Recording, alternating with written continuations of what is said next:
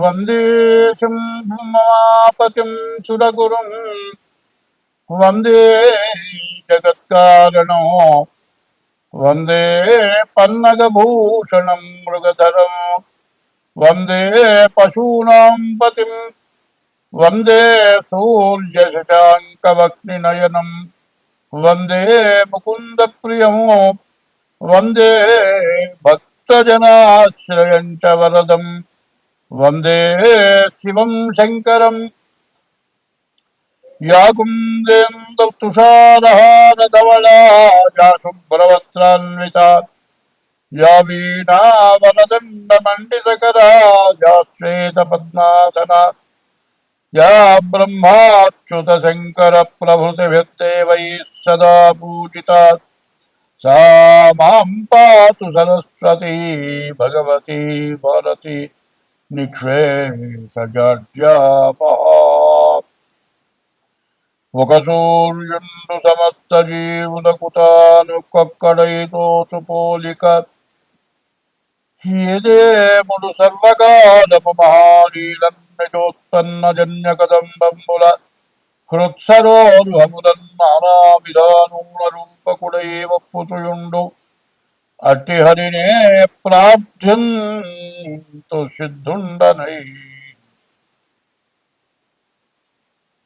2025 సంవత్సరం నవంబరు నెల 1వ రాశి మేషరాశి ఫలితాలు చెప్పుకుందాం. ఈ మేషరాశి ఫలితాలు ఎట్లా ఉన్నాయి అంటే, ఈ మేషరాశి వచ్చేటప్పటికల్లా ఏ గ్రహాలు కూడా బాగాలేవు. రాహు ఒక్కడు బాగున్నాడు, బుధుడు బాగున్నాడు. రాహువు బుధుడు తప్పితే ఏ గ్రహాలు కూడా పూర్తిగా బాగాలేవు. దీనివల్ల వచ్చే సమస్యలు ఏమిటి? చదువుకునే పిల్లలకు చదువు కష్టం. అసలు ముఖ్యంగా చెప్పాలి అంటే, మరి డిసెంబరు 11కు కానీ డిసెంబర్ 5వ తారీఖు కానీ గురువు మారడు, కర్కాటకంలోనే ఉంటాడు. డిసెంబర్ నెల 5వ తారీఖు గురువు మిథునానికి వస్తాడు కర్కాటకం నుంచి. అతిచార మీద ముందుకు వెళ్ళిన గురువు వెనక్కి నవంబర్ నెల 5వ తారీఖు రోజున వస్తాడు. శని నవంబరు 27వ తారీఖు వక్రం పోయి స్వస్థానానికి మీనరాశికి ఉండవలసిన రాశికి శని వస్తాడు. అయితే దీన్ని బట్టి విచారణ చేయగా ఎట్లా ఉన్నది అంటే, వ్యాపారస్తులుగా బాగున్నది కొంతవరకు, అంటే పూర్తిగా నమ్మటానికి వీలు కాదు. రాహు బాగున్నాడు, మీకు రావాల్సిన డబ్బులు మాత్రం వస్తాయి. కానీ వచ్చేవి ఎన్ని వచ్చినా కూడా ఈ రాశి పరిస్థితి ఏంటంటే, 12ంట శని, 4ంట గురువు, 8ంట కుజుడు. ఈ గ్రహాల వల్ల వచ్చే పరిస్థితి ఏంటంటే, ద్వాదశాష్టమ జన్మస్థం శని అంగారకో గురు కుర్వంతి ప్రాణ సందేహం స్థానచలనం ధనక్షయం. ఈ 12ంట ఉన్న శని, 8ంట ఉన్నటువంటి కుజుడు, 4ంట ఉన్న గురువు వల్ల ఉన్న స్థానం నుంచి వెళ్ళిపోవటం, డబ్బులు విపరీతంగా ఖర్చు అయిపోవటం, విపరీతమైన సమస్యలు రావటం. ద్వాదశాష్టమ జన్మస్థం శని అంగారకో గురు కుర్వంతి ప్రాణ సందేహం, బతకడం కూడా కష్టంగా ఉంటుంది. స్థానచలనం ధనక్షయం, ఉన్న స్థానం నుంచి వెళ్ళిపోవటం, డబ్బులు విపరీతంగా ఖర్చు అయిపోయి రూపాయి దొరక ఇబ్బంది పడటం, ఇటువంటి పరిస్థితి పూర్తిగా కనబడుతుంది. అయితే రాహు 11ంట ఉన్నాడు, వ్యాపారం బాగానే ఉన్నది. అంతవరకే వ్యాపారస్తులు రియల్ ఎస్టేటు, స్టాక్ మార్కెట్, మరి విదేశ వ్యాపారాలు ఇవన్నీ కూడా బాగున్నాయి. కానీ వ్యవసాయదారులకే బాగాలేదు. మరి శని కూడా పూర్తిగా బాగాలేడు, మరి గురువు బాగాలేడు, కుజుడు బాగాలేడు.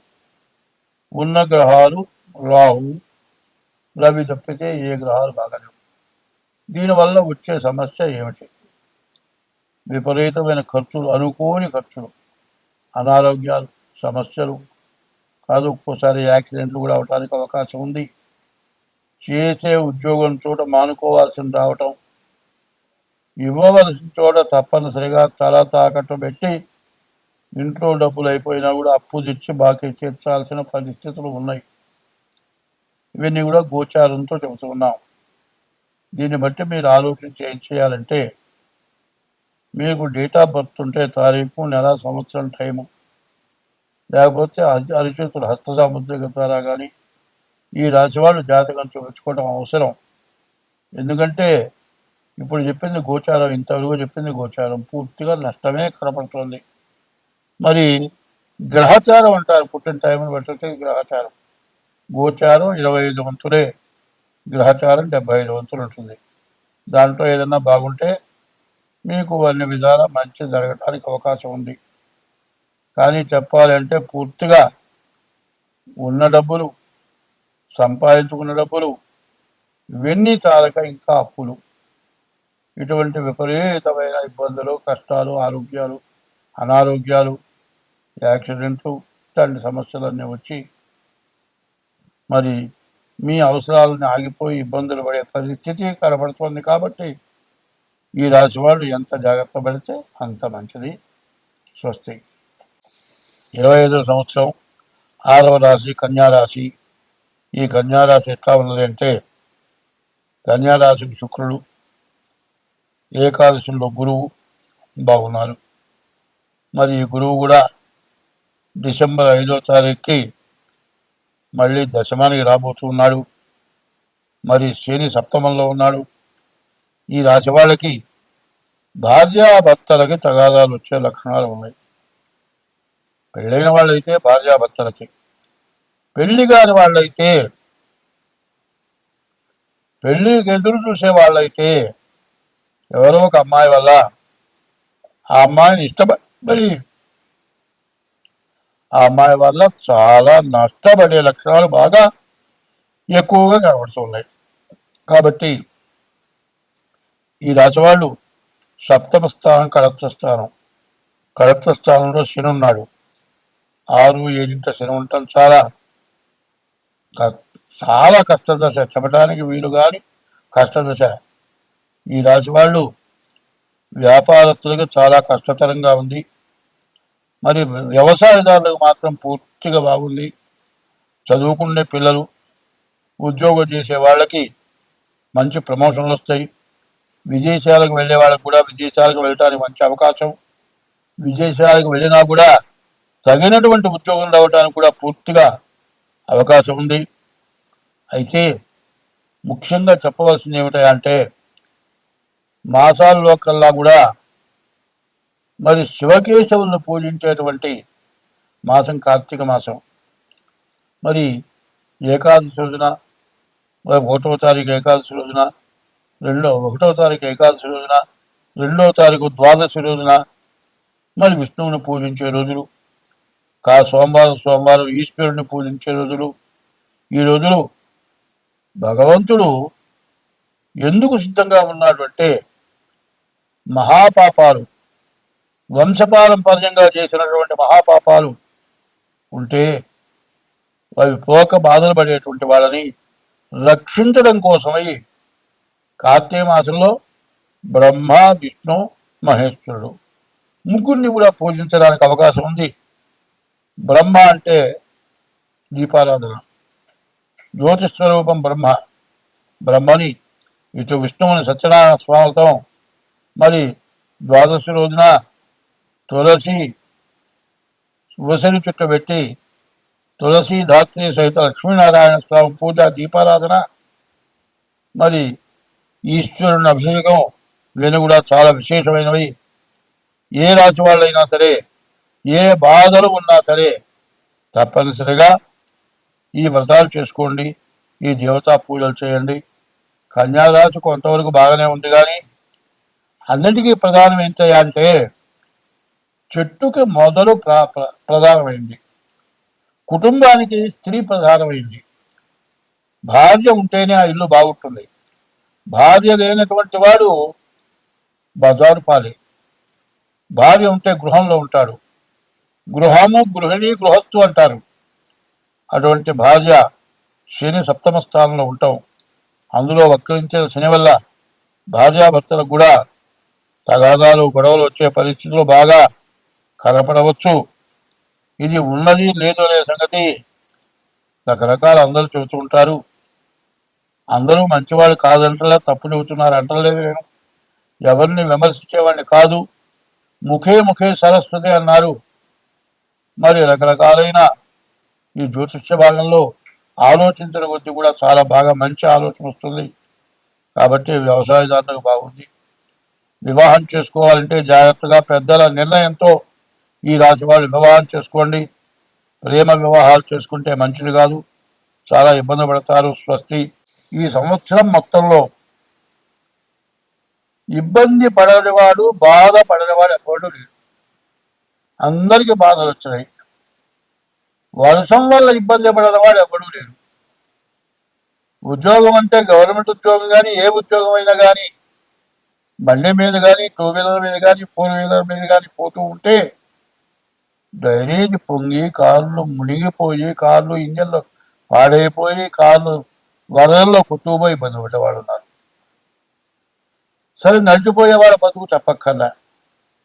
కూలి పను ప్రైవేట్ జాబులు చేసుకునే వాళ్ళ పరిస్థితి చెప్పలేం అవసరం లే. నిత్యం కూలి పని చేసుకునేవాడు వర్షంలో పని కుదరదు చేసుకుంటానికి కుదరదు. ఇవాళ అందరూ తిండికి లేక అప్పుల పాలైపోయి ఎవరు అప్పు ఇచ్చేవాళ్ళు లేక బతకడం ఎట్లాగో అర్థం కాక, బతకాలో చావాలో తెలియక కొట్టుమిట్టాడుతున్నారు ప్రజలంతా కూడా. ఈ బాధలు ఎందుకు వచ్చినాయంటే యుద్ధం వచ్చింది. డీజిల్ దగ్గర నుంచి, పెట్రోల్ దగ్గర నుంచి అన్నీ పెరిగిపోయినాయి. వీటి వల్ల ప్రతి వస్తువు ధరలు పెరుగుతాయి. మరి రాజకీయ నాయకులు కానీ, మరి రాజ్య పరిపాలకులు కానీ ఎవరు చేయలేరు. ఈ పెరిగిన దాన్ని ఎట్లా కొన్నాళ్ళు మళ్ళీ సక్రమైన దారి వచ్చి, పంటలు వచ్చి, కనీసం కూరగాయలు కూడా దొరకని పరిస్థితి వచ్చింది. ఇప్పుడు ఎవరు దిక్కు? దేవుడే. దేవుణ్ణి పూజించక తప్పదు. ప్రతివాళ్ళు కూడా ఈశ్వరుని, విష్ణుమూర్తిని, ఇష్ట దైవాన్ని, తల్లిదండ్రుల్ని, కులదేవతల్ని గట్టిగా మనస్సు పెట్టి పూజిస్తేనే కొంతైనా బాధలు తీరుతాయి.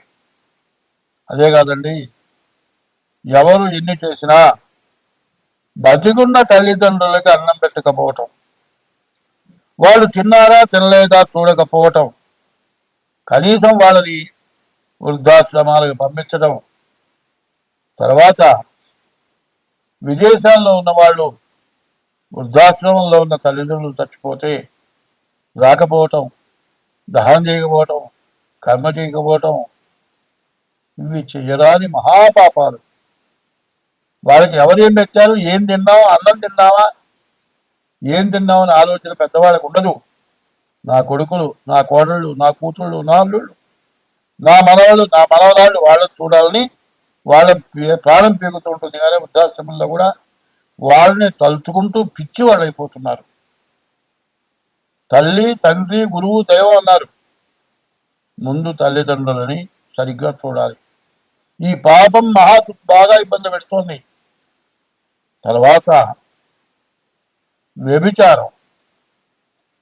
భార్య, మనకు హిందూ సాంప్రదాయంలో భార్యాభర్త ఇద్దరే కుటుంబం కాకుండా విపరీతమైనటువంటి పరస్త్రీ వ్యామోహం, పరపురుష వ్యామోహం.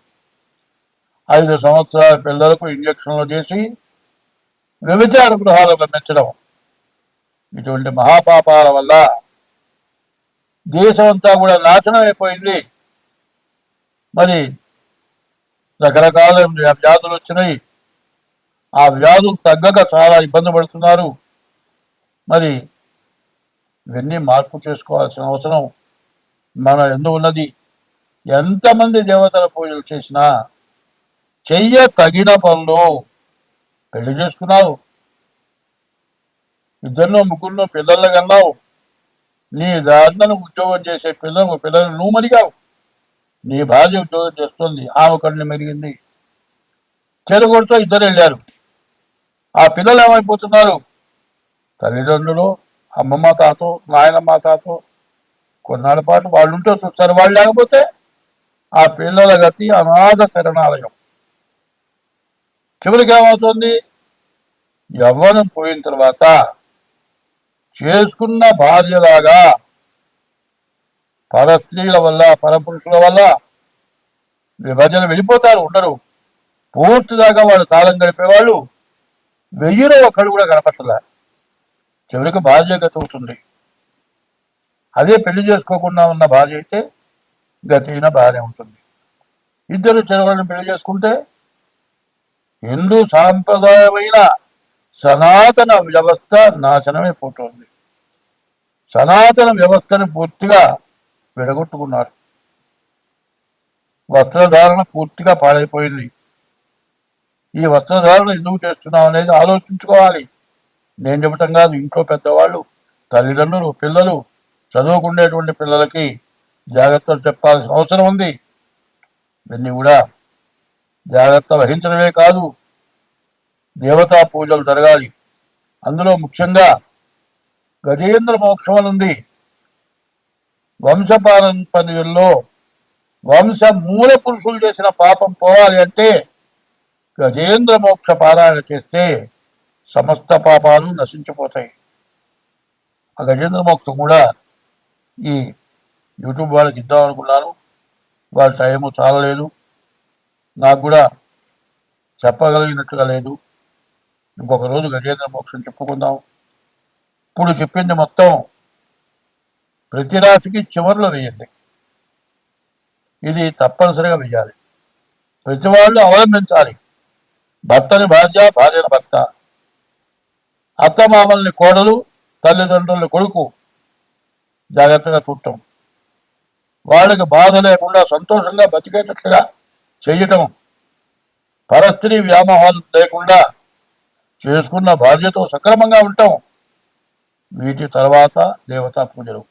ఇట్లాంటి పాపాలన్నీ చేసి ఇన్ని దేవతల పూజలు చేసినా, నీవు ఎన్ని మంత్రానుష్ఠానాలు చేసినా మొత్తం వృధా.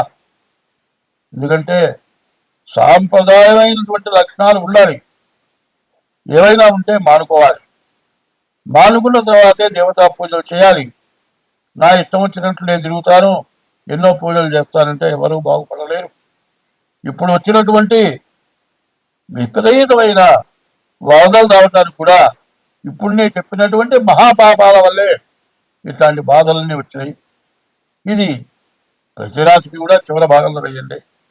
అందరూ వినాలి, దీన్ని అవలంబించాలి. స్వస్తి.